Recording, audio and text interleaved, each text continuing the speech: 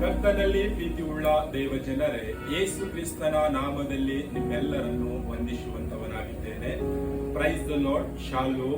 ಈ ಬೆಳಗಿನ ಜಾವದಲ್ಲಿ ವಾಕ್ಯ ಓದಿಕೊಳ್ಳೋಣ. ಪೇತ್ರನು ಬರೆದ ಮೊದಲನೆಯ ಪತ್ರಿಕೆ 1ನೇ ಅಧ್ಯಾಯ 7ನೇ ವಚನ ಓದಿಕೊಂಡು ಸ್ವಲ್ಪತ್ತು ಧ್ಯಾನ ಮಾಡಿಕೊಳ್ಳೋಣ.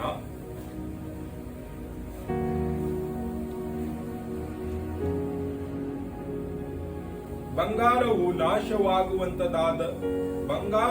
ನಾಶವಾಗುವಂತದಾಗಿದ್ದರೂ ಅದನ್ನು ಬೆಂಕಿಯಲ್ಲಿ ಪುಟ ಹಾಕಿ ಶೋಧಿಸುವುದುಂಟಷ್ಟೇ. ಬಂಗಾರಕ್ಕಿಂತ ಅಮೂಲ್ಯವಾಗಿರುವ ನಿಮ್ಮ ನಂಬಿಕೆಯು ಈ ಕಷ್ಟಗಳಿಂದ ಶೋಧಿತವಾಗಿ ಯೇಸು ಕ್ರಿಸ್ತನ ಪ್ರತ್ಯಕ್ಷನಾಗುವ ನಿಮಗೆ ಕೀರ್ತಿ ಪ್ರಭಾವ ಮಾನಗಳನ್ನು ಉಂಟು ಮಾಡುವುದು. ಕರ್ತನಲ್ಲಿ ಪ್ರೀತಿಯುಳ್ಳ ದೇವ ಜನರೇ, ನಾವು ಈ ಸಮಯದಲ್ಲಿ ವಾಕ್ಯದಲ್ಲಿ ನೋಡುವಾಗ ಬಂಗಾರವು ವ್ಯರ್ಥವಾದಂತದಾಗಿದೆ. ಅದನ್ನು ಪುಟದಲ್ಲಿ ಹಾಕಿ, ಅದನ್ನು ಬೆಂಕಿಯಲ್ಲಿ ಹಾಕಿ, ಅದನ್ನು ಪರೀಕ್ಷಿಸಿ ಶುದ್ಧವಾದ ಬಂಗಾರ ಇದೇನಾ ಎಂಬುದಾಗಿ ಪರೀಕ್ಷಿಸುವಂತವರಾಗಿದ್ದಾರೆ.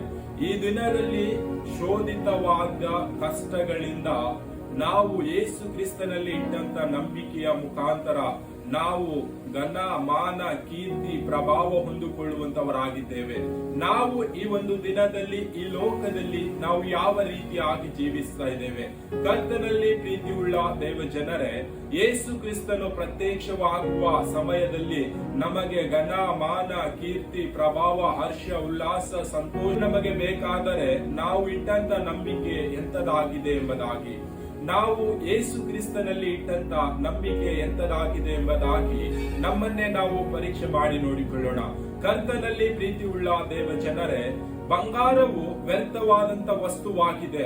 ಅದು ವ್ಯರ್ಥವಾದಂತ ವಸ್ತುವಾಗಿದ್ದಾಗಲೂ ಅದನ್ನು ಬೆಂಕಿಯಲ್ಲಿ ಹಾಕಿ ಅದು ಶೋಧಿಸಿ ಅದು ಶುದ್ಧವಾದ ಬಂಗಾರ ಮಾಡುವುದಕ್ಕೆ ಎಷ್ಟೋ ಪ್ರಯಾಸ ಪಡುವಂತವರಾಗಿದ್ದಾರೆ.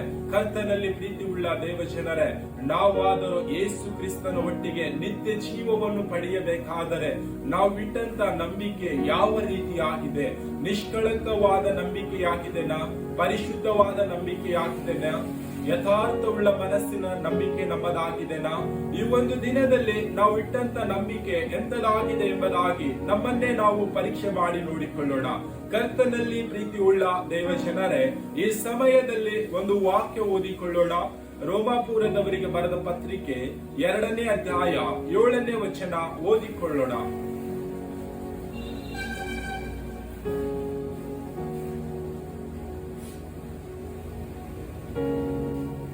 ಯಾರು ಪ್ರಭಾವ ಮಾನ ನಿರ್ಲಯತ್ವಗಳನ್ನು ಹೊಂದಬೇಕೆಂದು ಒಳ್ಳೆಯದನ್ನು ಬೇಸರಗೊಳ್ಳದೆ ಮಾಡುತ್ತಾರೋ ಅವರಿಗೆ ನಿತ್ಯ ಜೀವವನ್ನು ಕೊಡುವನು.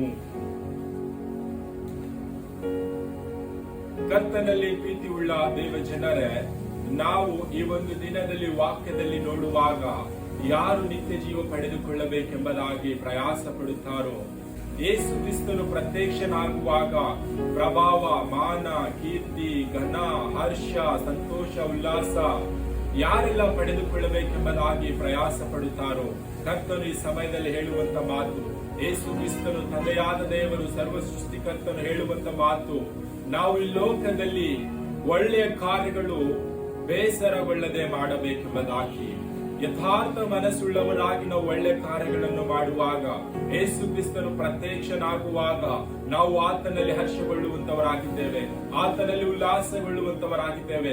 ಕರ್ತನಲ್ಲಿ ಪ್ರೀತಿ ಉಳ್ಳ ದೇವ ಜನರೇ, ನಾವು ಈ ಒಂದು ದಿನದಲ್ಲಿ ಈ ಲೋಕದಲ್ಲಿ ನಾವು ಮಾಡ್ತಕ್ಕಂಥ ಕೆಲಸ ಕಾರ್ಯಗಳಲ್ಲಿ ನಾವು ಯಥಾರ್ಥ ಮನಸ್ಸಿನಿಂದ ಮಾಡುತ್ತಾ ಇದ್ದೇವಾ? ಒಳ್ಳೆ ಕೆಲಸ ಕಾರ್ಯಗಳನ್ನು ನಾವು ಮಾಡುತ್ತಾ ಇದ್ದೇವಾ? ಈ ಒಂದು ದಿನದಲ್ಲಿ ಯಥಾರ್ಥ ಮನಸ್ಸುಳ್ಳವರಾಗಿ ನಿರ್ದೋಷಗಳುಳ್ಳವರಾಗಿ ನಾವು ಈ ಒಂದು ದಿನದಲ್ಲಿ ಈ ಲೋಕದಲ್ಲಿ ನಂಬಿಕೆ ಇಟ್ಟವರಾಗಿ ಒಳ್ಳೆ ಕಾರ್ಯಗಳು ಮಾಡುತ್ತಾ ಇದ್ದೇವಾ? ನಮ್ಮನ್ನೇ ನಾವು ಪರೀಕ್ಷೆ ಮಾಡಿ ನೋಡಿಕೊಳ್ಳೋಣ. ಯಾಕೆ ಎಂಬುದಾಗಿ ನೋಡುವಾಗ ನಾವು ಯಥಾರ್ಥ ಮನಸ್ಸುಳ್ಳವರಾಗಿರುವಾಗ, ನಾವು ನಿರ್ದೋಷಿಗಳಾಗಿರುವಾಗ, ನಾವು ನಿಷ್ಕಳಂಕರಾಗಿರುವಾಗ ತಂದೆಯಾದ ದೇವರು ಯೇಸು ಕ್ರಿಸ್ತನು ನಾವು ಇಟ್ಟಂತ ನಂಬಿಕೆಯ ಮೂಲಕ ನಮಗೆ ನಿತ್ಯ ಜೀವವನ್ನು ಕೊಡುವಂತವನಾಗಿದ್ದಾನೆ. ಯೇಸು ಕ್ರಿಸ್ತನು ಈ ಲೋಕಕ್ಕೆ ಪ್ರತ್ಯಕ್ಷನಾಗುವಾಗ ನಾವು ಆತನೊಟ್ಟಿಗೆ ಹರ್ಷಿಸುವಂತವರಾಗಿದ್ದೇವೆ, ಸಂತೋಷವುಳ್ಳವರಾಗಿದ್ದೇವೆ. ಘನ ಮಾನ ಕೀರ್ತಿ ಪ್ರಭಾವಗಳು ನಮಗೆ ಬರುವಂತದಾಗಿದೆ. ಕರ್ತನಲ್ಲಿ ಪ್ರೀತಿ ಉಳ್ಳ ದೇವ ಜನರೇ, ನಾವು ಈ ಒಂದು ದಿನದಲ್ಲಿ ಯೇಸು ಕ್ರಿಸ್ತನಲ್ಲಿ ತಂದೆಯಾದ ದೇವರು ಸೃಷ್ಟಿಕರ್ತನು, ನಮ್ಮ ನಿರ್ಮಾಣಿಕನು, ನಮ್ಮ ಒಡೆಯನಲ್ಲಿ ನಾವು ಇಟ್ಟಂತ ನಂಬಿಕೆ ಎಂತದಾಗಿದೆ. ಬಂಗಾರ ಯಾವ ರೀತಿಯಾಗಿ ಶೋಧಿಸಿದಾರೋ ಆ ಬಂಗಾರ ಶುದ್ಧವಾದ ಬಂಗಾರದ ರೀತಿಯಲ್ಲಿ ನಮ್ಮ ನಂಬಿಕೆ ಈ ಒಂದು ದಿನದಲ್ಲಿ ಯೇಸು ಕ್ರಿಸ್ತನ ಮೇಲೆ ಇದೆನಾ? ಈ ಒಂದು ದಿನದಲ್ಲಿ ನಮ್ಮನ್ನೇ ನಾವು ಪರೀಕ್ಷೆ ಮಾಡಿ ನೋಡಿಕೊಳ್ಳೋಣ. ಕರ್ತನು ಈ ವಾಕ್ಯ ನಮ್ಮೆಲ್ಲರ ಆತ್ಮೀಯವಾಗಿ ಆಶೀರ್ವದಿಸಲಿ. ಆಮೆನ್.